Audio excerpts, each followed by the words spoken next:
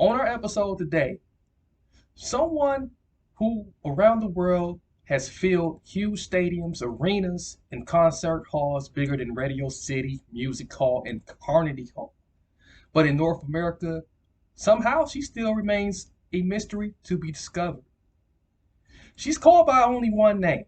She's phenomenal in herself, bringing forth an extraordinary healing sound that is part singing in a range never heard before on the planet, part multidimensional healing, part invoking the feminine goddess within all women. She stands alone. There is no one else like her. She's a pioneer in opening sensual feminine essence to help women restore self-acceptance and love in their body. She's the warm voice of true feminine essence, the world leader in applied spirituality for women. And on her website, you can experience her firsthand. And she's here today to tell us a little bit about her remarkable story, her work, and her music. So stay tuned in on the Transform You Live show as we roll this B-roll and intro. And we'll be right back. And we're going to go right into her.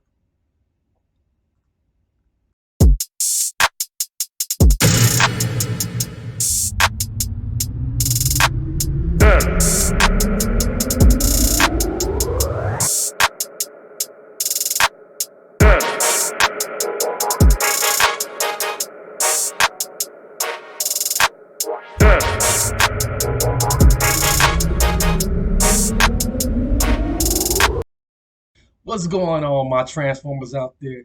You might be a thousandaire like myself who's looking to become a millionaire. Well, I'm blessed to be able to come across the author of Generational Wealth That's Key. And what he has done, he started a YouTube channel. Who I'm talking about? I'm talking about A. Donahue Baker. He's a CPA, former Grammy-nominated music producer, and a career real estate developer with a personal portfolio that includes over 500 units of residential and commercial properties nationwide. And he is crushing it out here. Over 397 million funding raised, 534 residential units counting, 296 businesses served, and 131 millionaires created. He has a YouTube channel, A. Donahue Baker, that you can go and subscribe to right now and get all the tips that he talks about on public stages and in his book, Generational Wealth That's Key. Go ahead right now, subscribe, like, comment, and share. I'm an Australian woman, but interestingly enough, I'm an Australian woman who lives in Russia, and I'm 52 years old. I am a singer. I'm the composer of my music. And if I were to name the genre or the style of the music, it's really difficult to name. So I simply call it the most feminine music on the planet. It's really sensual. And it's been made to help people wake up, especially women, to bring them into their love, into their body, to help them to dance. It's for men and women when they want to make love. It's for women when they want to make babies. It's grown out of originally a career that began as a young woman from the age of 18. And I was originally trained in the conservatorium as a jazz musician. And I really went in a completely different direction in my early to mid 20s, and that's a whole nother story. But the result of it was that I transformed from being a jazz singer to being a composer of a whole new culture of music that reflected what was slowly evolving, and I would say now is starting to fruit on the planet. And that is music for people to help them wake up. So not only is the music for listening, for dancing to, but it's also been created for practice, for meditation practice, for healing, for emotional cleansing practices, for dance practice, and something that eventually happened for me about 5 years ago was not just the composition of music for for listening, for concerts, etc., but a new or you could say almost like an ancient voice woke up in me that I had seen in my early 20s, but it came to fruition in my late 40s. And that voice has the capacity to work in a very, very special way. I can sing about 3 or 4 different frequencies with my voice with just one voice. So my voice splits into overtones, above, below, etc. And so I married this world of art, of the composer, of the performing artist, of the dancer, with the world of practice. So I've created, on the other side of the world from you in Russia, Europe, concerts where I'm marrying the art with meditation. So I'll have 6,000 people, for example, where I'm giving them a specific practice, like to open up their heart or to open up their third eye, pineal gland. And at the same time, I'm also singing these overtones with this special voice. So people go into very, very deep states of consciousness. In a big, big space together. And at the same time with this project, it's a multimedia project. So I think we're probably one of the first to do this, but we created a visual depiction of what the aura is doing as somebody is singing. So I'm projected onto a massive screen. At the same time, my aura is projected onto a massive screen. Wow. And then there's nature images woven in of immense beauty. And so people can actually see when I'm singing how the aura is moving on an enormous screen. And then they have surround sound. So the sound is going right into the body. And so people go through a lot of healing. They go through a lot of realizations. And mostly I would say the biggest gift that I bring to people, or people constantly reflect, is that this reconnection to their body, to the Earth Mother, and often to the cosmos, to this inner cosmos. They experience inside very deep states of this meditation, understandings about their life. And so it's very, very beautiful, the live work that I do. And then I have a whole nother world, which is a platform on Peruquois.com. And it is an online course platform. Most of the courses for women, but not all. And those courses have been designed from my years and years of experience delving into my own healing path, creating new practices that involve voice, breath, dance, emotional cleansing, on all kinds of levels. There's about 15 courses online. So people from around the world will go online and do courses with me to go through that realization process or particular healing that they need, or they might birth babies through the birthing course, or learn about opening up their orgasmic body, all kind of, it's women's world, essentially. I love it. This is really powerful, and it sounds like you are transforming worlds, and as you have transformed your own self, you have done some massive work on yourself, and you have overcome some different traumas in your life. They say those who are able to heal, have done some incredible healing work themselves. You mind sharing, a little bit of the touch of your story, your past trauma that, that you were able to get over and manage to heal, and how did you manage to heal through that? Sure.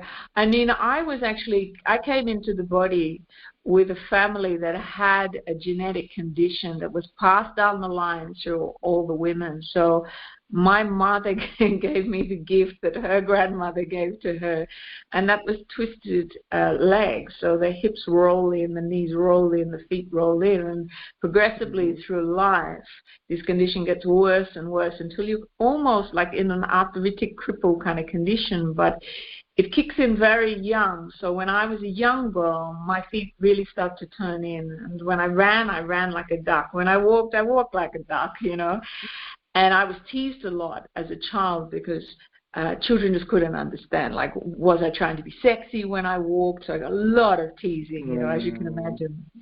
And because my mother went through a lot of stress when I was a baby, she didn't understand my condition, even though she knew about it with another family member who went through it younger. And so she missed this small window that we have as a baby when the bones are soft to be able to reorient structure. And so finally, when I was 11 years old, and the reason why she missed it was because it's a fair call that she missed it, because my father drowned mysteriously when I was 3 years old, and I was the fourth of the children. I was the fourth child. So, the focus was definitely not at that stage on the fourth child, so they missed this condition. And the doctors, when they saw it, they said, we can't help you until your next growth window, which is when you're 11 years old. And so when I finally came to that stage, it's a pretty horrific surgery. What they would do is dislocate the femurs from the hips, roll them out, then plaster you for 6 months on both legs at a time. And I was terrified of this potential. But just before my 11th birthday, they said, we want to experiment with a new approach to this condition. Are you interested in that? And I said, what does it mean? And they said, it means that we'll cut the femur, the bone between the hip and the knee on both legs. We'll cut them straight through. We'll roll the bottom part from above the knee all the way down. We'll twist them outwards inside. And then we'll pin them with metal rods, regrow the bones. So instead of your legs turning inwards, they'll be straight. And so, of course, this was a much shorter procedure. It was like 3 or 4 months. Well, the other was like a year process. So I said, okay, let's try. I was desperate to try it at that stage. And so they did it. And so I was in plaster casts from the hips down, and it was a pretty rough surgery. And the result of it was that I would say it was very unsuccessful.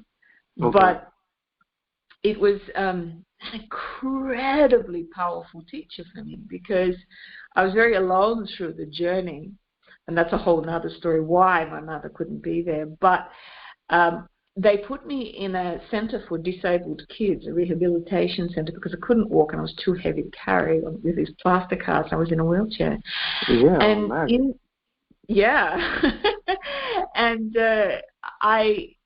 I spent these months in this rehabilitation center, and all of these kids were disabled. Like, they would never walk again. Some of them drooled, some of them had mental conditions, but most of them had physical conditions. And they kind of looked at me with despise, because I was a rehabilitation case, which meant that once I got my cast off, theoretically, I was going to walk again. Okay. And I went through this incredible realization of the most simple thing, that when we have a body that works and we can walk, we have such an incredible possibility to live a life that we want to live. But for these kids, imagine their parents had put them in there because they didn't know how to cope with it, and they would spend all their childhood in this rehabilitation center and then eventually go out into the world in wheelchairs. And I understood that I would be a walking, normal human being. And that realization made me understand that there was no amount of pain that I could go through that I couldn't get through. I just had to be brave. And if I was brave, then I would be able to live the life that I wanted to live, Yeah. And it was just one of those lessons that turned me from being a child to the realization of what it is to be grown up and the value of life itself. So that was a massive change. The surgery was successful in the sense that my legs were straight, but by the time I was 18, I was in a constant state of chronic sciatica. I was limping. I felt like an 80-year-old woman at the stage of my life. And it was very, very painful to live with this. And so there were some of my early journeys with my legs, and I somehow managed to bring it to enough of a state of balance later in my life that even though on a daily level I have a lot of the pain can be, up or down depending on what I'm doing. But actually, I learned to use the pain as a doorway to realize my body has a source of life. Right. And that source of life is not broken. It's not a failed operation. It is the flow of life. And that if I tune myself and allow my body to open to this flow of life daily, then that power that is much greater than even my personal body will nourish me. And that's what led me very early on to be looking into meditation, healing, Reiki, all those things I was exploring when I was 15, 16, 17, 18. Oh, my. And my mother thought I was totally crazy, by the way. I turned vegetarian, I think, in 1985. Like, there were not a lot of vegetarians back then. No. And so everyone in my family really didn't understand at all. But this pain definitely was one of those keys for me to keep myself strong and keep myself looking to the source for truth, to the source of love, to the source of life. And I would say that is what I realized, how to access that and how to bring that beauty, that life force, just like a tree sucks it up from the earth, and it's beautiful. It's naturally itself, and we all draw nourishment from it. That's what I feel my body became. So I became like that walking tree that is able to nourish myself, and then eventually, as I integrated that understanding, be able to nourish other people, because I realized, being the singer that I am, the frequency, the healthy frequencies of life. And that's what my life became devoted to through Right. that doorway of pain, was finding out what is truly healing music. What is this voice truly capable of? Wow. That, the flow of music, and just the flow and the frequency, so many key words, that I'm hearing, that you got from your own self-discovery, and now you are teaching it to others as a wisdom teacher and as a shaman. You healing others. So like, let's jump into that, because you made this jump into the unknown, and it took bravery. It takes bravery, and bravery is a huge part of what you have used to understand the whole adult journey, which is part of the once you become an adult, you need a lot of bravery to deal with, like, some of the pressure, some of the things that comes your way, and you have to stand up in courage, and Absolutely. and for you, your teaching, just your teachings. I know that you you had a Native American medicine man that you became the wife of, and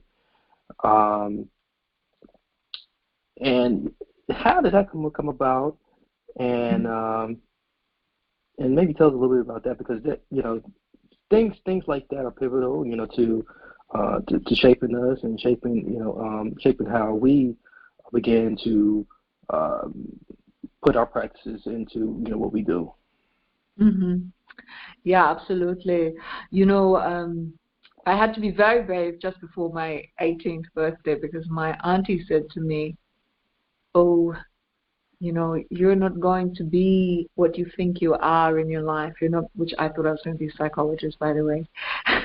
And my mother really pushed me hard in that direction. She certainly did not want me to be a musician, because my grandparents were musicians. Her parents were musicians. And she thought, "Oh my God, I never want that for my daughter. She'll never be a musician," So my first, lesson of bravery, in a sense, for standing for myself, was to say, actually there's an enormous passion here. And even though I had pushed it down for those, up until that point, up until I was 17, I had to move away from my mother's field of influence, which is what I did. And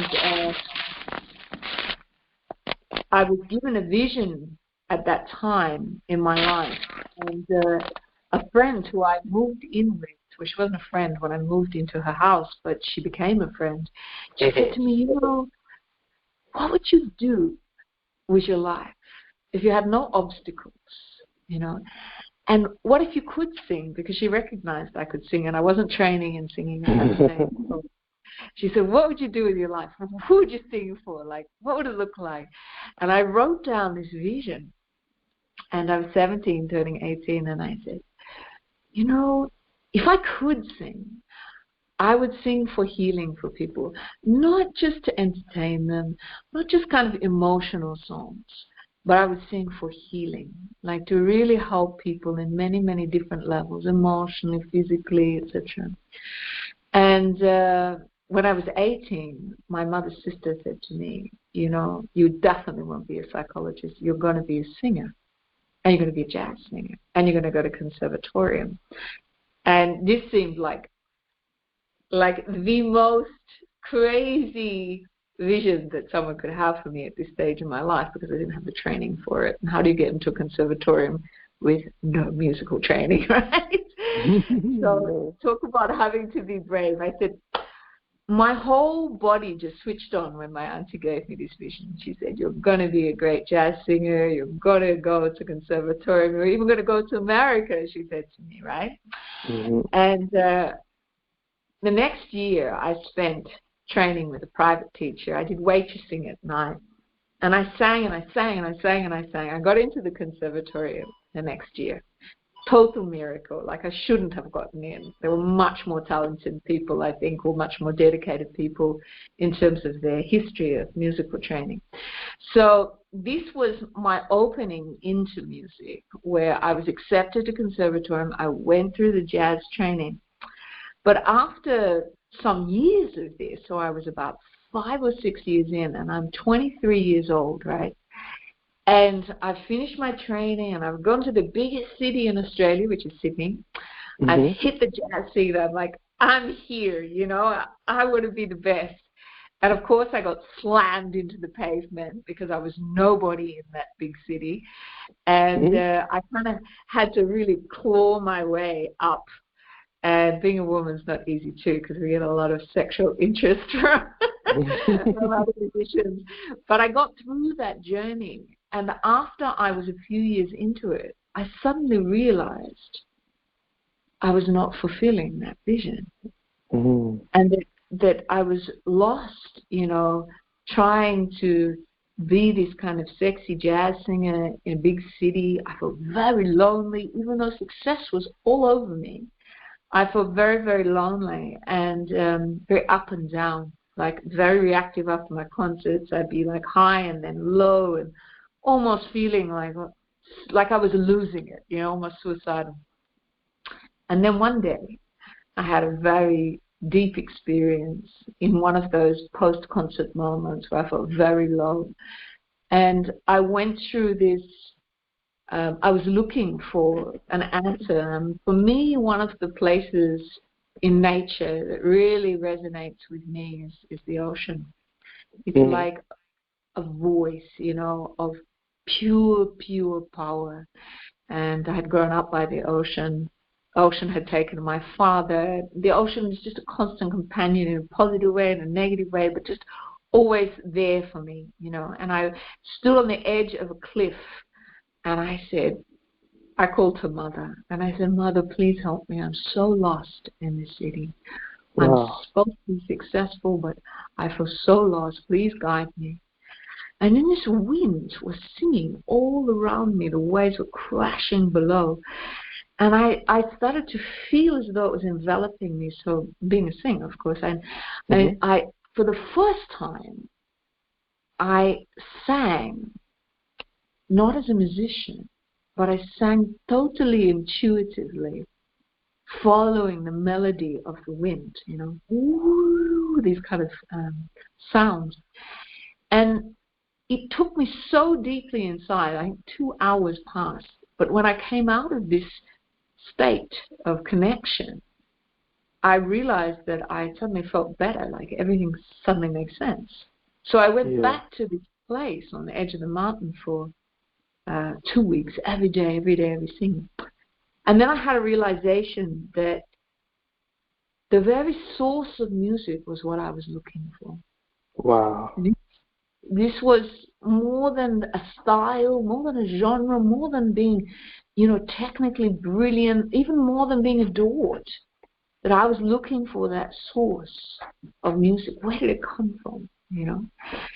And after these 2 weeks on the edge of this cliff daily, I fell into this feeling as though the body dissolved into the earth. And this energy rose through me, like through every cell, of this dissolved feeling. And I was flooded with these waves of enormous love.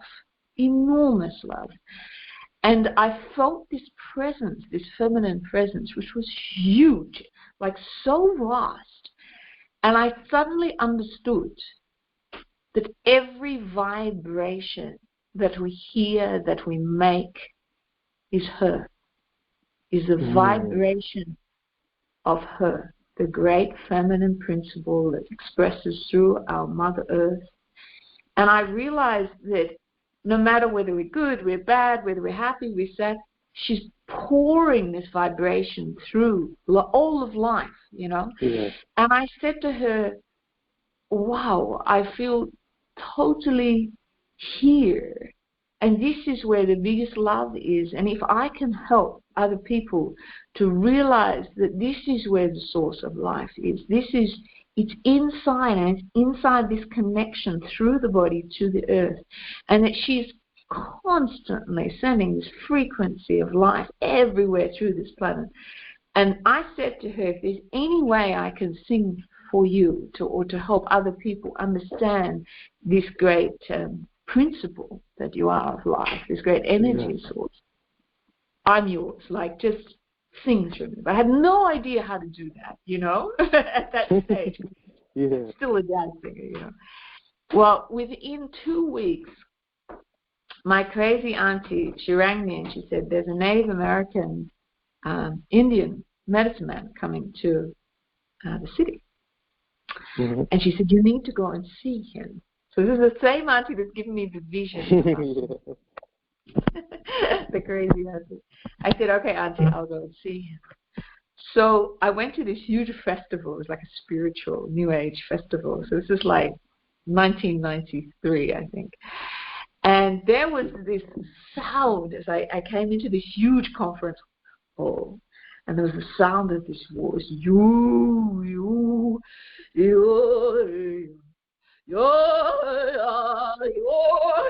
and I just followed the sound. And there was this native Indian standing on the stage, and he was in full regalia, you know, leather and bones and feathers, and my whole body was just like electrified. And so after he finished, I went to him and I said, I want to understand more about your people's way of singing, of chanting, you know. And he looked at me up and down. I was very sexually dressed, I have to say, at the time. So I felt a little uncomfortable by that. And he said, little lady, why don't you come on stage with me and sing tomorrow? And I said, but you don't know if I can sing. And he said, then sing for me. So I sang for him a new song that I had just created on the side of this cliff by the ocean. And he said, you're definitely coming to sing with me. So the next day I went on, I stood on stage with him, totally blank. I had no idea what I was going to sing. But he had all these people just from the audience drumming on stage. And this heartbeat started, you know. And so I just let go of my fear because I was trembling with fear. This was not a stage I was familiar with. I was singing no jazz songs here, you know. And I let this energy come up through me that I had experienced, you know, on the side of the cliff by the ocean. And next thing, this voice came through me and sang for like, I don't know, 5-10 minutes. It was nothing like I had sung, certainly on the jazz stage. And at the end of it, there was a sea of people just watching, yelling, like clapping. And this Native American man, he just came and grabbed me. He was like a big fat man, like a big bear. He just grabbed me and he said, "Little lady, I've been waiting for you. We have many roads to travel, many people to meet." And that's how we met. And it was very challenging meeting this man because I was quite conscious, even though I was quite young. Yeah. And I was aware of what a man looked like who carried power. And I was really aware that this man had a lot of women around him. So I was, very cautious. And I went on a first date with him, or a meeting with him. And he said to me on that first meeting, he first of all, he gifted me a lot of things which Native people do, drums and rattles and books, and it was just incredible. He was showering me in gifts. And then he said, "Would you marry me?" And I said, "What? Are you crazy? I'm 23. I have my whole career in front of me." He said, "Okay, all right. You won't marry me." I said, "No way." And he said, "Okay, well, will you have my baby?" I was just like, children were so far off my radar at that stage in my life. I said, absolutely no way. I'd probably have kids when I'm 40, And then he said, "Well, I'm glad we got that out of the way." He said, "But you will be my wife and you will have my baby." And at that stage, I should have run, But I didn't, because this man carried this phenomenal connection to the voice and to some kind of mystery that was bigger than the mystery in my own life. And I knew that he had the answer to the question that I had asked, that feminine spirit, like, how do I sing? How do I sing like this? I knew this man had the answer. So I was kind of trapped in his web because I knew that he was the one. And at the same time, it was like my whole body was in a state of, I know you. I've always known you, Have you ever met someone like that before, where you meet them and you go, I know you. I know everything about you. Yes, I have met someone like that before. Indeed. It's an incredible feeling to me. Yeah, it's powerful. It's scary because time stops and you're not prepared for something like that, because it's something beyond your normal shopping list or what your mind says it wants, or and so for me it just blew my reality apart totally. I resisted for a couple of months, but eventually I went over to New Mexico and I lived with him. The upshot of the story is that I lived with him for 11 years, and of course I did end up having his child. But mostly, and by the way, the next comment was after that was, "Oh, and I'm going to have 6 other wives, and I already have 2 or 3 at home." And that's why I was saying this is crazy and I should have run. But but I didn't. And so a whole world over those years opened up, and my healing process went deeper and deeper. My connection to being able to hear something beyond the normal, like to being able to pull this sound and these chants and these understandings from another place inside. We could say it was out of the earth, you could say it was from the universe, but this connection through a lot of ceremony and being in the sweat lodge ceremony. I'm not sure if you're familiar with that, but it's a healing ceremony where it's like a black is created. Yeah. So I went to a lot of ceremonies and things over those years, and eventually I became the teacher of all that I learned there. But after about 12 years, after 11 years, I left him because I understood that I had a bigger pathway to follow. And I really need to let go of all the native medicine and ceremonies that I had done, because there was something deeper again calling me. So that's how he came into my life, and that's how this whole new understanding and approach to the music was born. So I think in those 11 years, I think I recorded about 2 new CDs, and it was totally different music to anything I'd ever created before. And I started touring Europe, America, Australia, and New Zealand in those years. Some with him, some solo, you know, like this. Wow, well, that is definitely beautiful, and that really, gives us a truly understanding of, how really, arrived to where you are now, and really remarkable story, and the one who makes the gods come down from heavens and help people.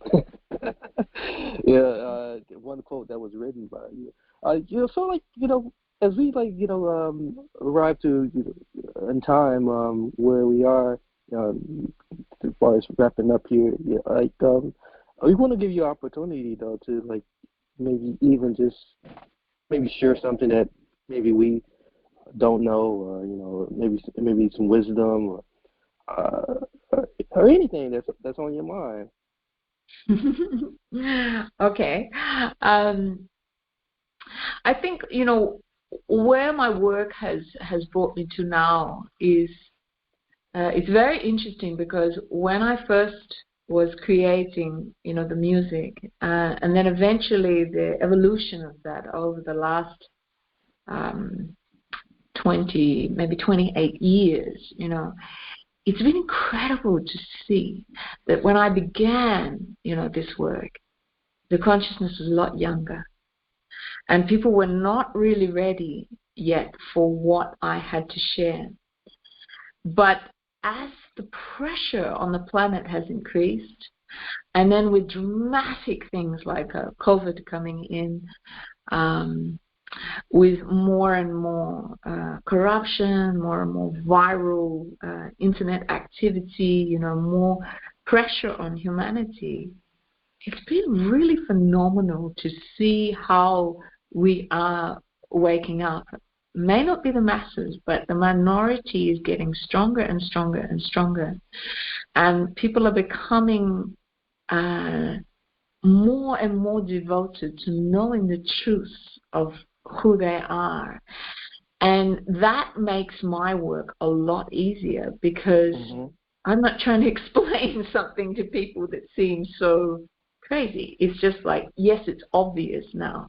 We have to return to the body. We can't live in a fake reality of, TV or of the internet, or some ideal dream of materialism, that without that connection to love and to really loving your body and loving the source, that flow of life, without this connection to life itself, the planet is in really a lot of chaos.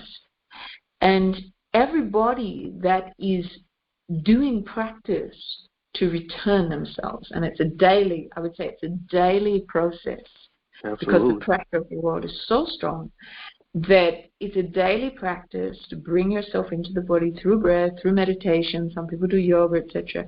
And that's why I created this whole feminine meditation world and way to transform a lot of the trauma and grief that we carry in the body, so that we can actually deeply, sensitively, and intuitively feel the body awake, feel it alive.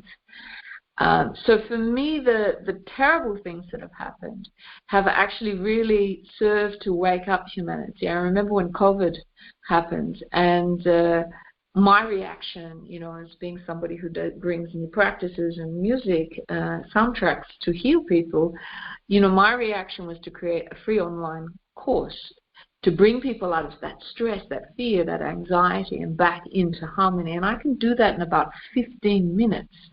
Where the person goes into practice, comes into their body, I'm guiding them in, and then they hear this super cosmic soundtrack, which is my voice, in layers.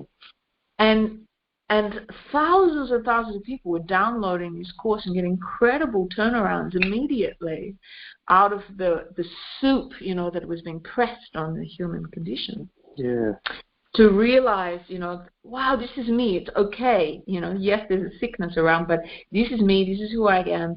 This is my love. This is my life. Mm-hmm. So that course is still on the website for free, actually, and that one is available for men and for women. But people, especially women, will find that there's a whole world of courses there to serve them, to really give them amazing practices to make them feel very juicy, very beautiful, and to feel this source of love inside. Right.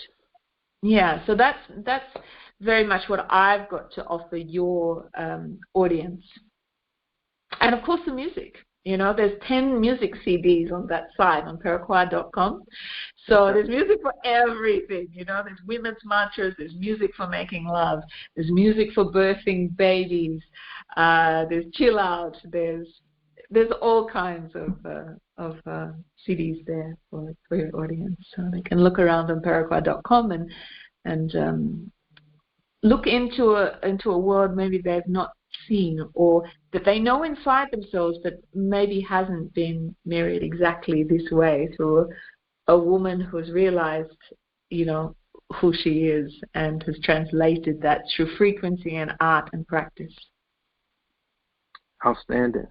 Well, thank you so much, Peruquois. And I got that correct, right? Yeah.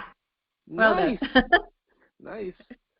So, ladies and gentlemen, boys and girls, we just talked with Peruquois, her online platform, music, sensual healing videos, courses, and events impacting women. Some stuff for men, too, as well, available on the platform. You get free from emotional trauma, self-doubt, anxiety, limitations, self-recrimination, and much, much more. You can use her form of singing to get the help. She has the sound pill for you. She has helped many people deal with stress and anxiety during the pandemic. She's still doing it. A very unique and beautiful gift that has a vast effect on human conditioning for people. So, it's been a pleasure. I hope to have you on again. We just touching and scratching the surface. There's so much more to you. You like an onion, and your work is remarkable, as well as the music. So I can't wait to get more of it myself and peel into more of it. And I know I can use a lot of it for my own continuing the healing journey. So thank you, Peruquois. Thank you, Marcus. Yeah, even if you work with this stress and anxiety, this track really will help your body to find the balance in its own healing process you're going through now yourself. So, but it's really a great pleasure to meet you, to meet your audience, and thank you for your loving support. Yes, namaste. Namaste. Okay. All right. Okay, ladies and gentlemen, until next time, many blessings, peace, and lots of love. We are done for the